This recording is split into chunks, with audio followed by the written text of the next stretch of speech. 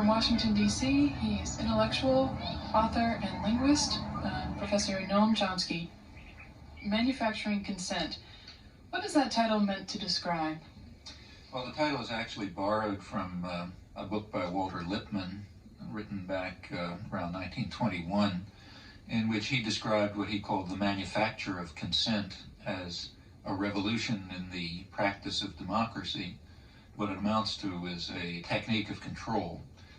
And he said this was useful and necessary because the common interests, the general concerns of all people, elude the public. The public just isn't up to dealing with them, and they have to be the domain of what he called a specialized class.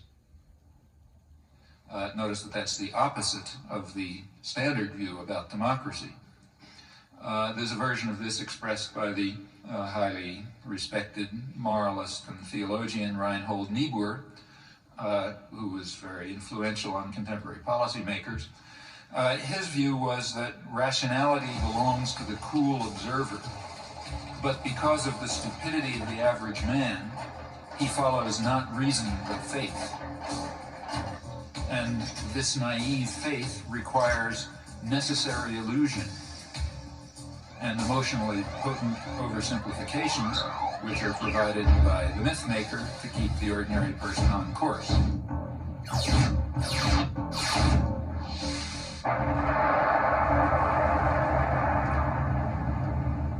It's not the case, as the naive might think, that indoctrination is inconsistent with democracy. Rather, as this whole line of thinkers observes, it's the essence of democracy.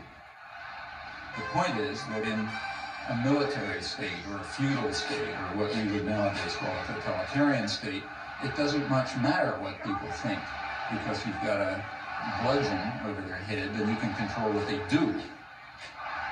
But when the state loses the bludgeon, when you can't control people by force, and when the voice of the people can be heard, you have this problem. It may make people so curious and so arrogant that they don't have the humility to submit to a civil rule, and therefore you have to control what people think.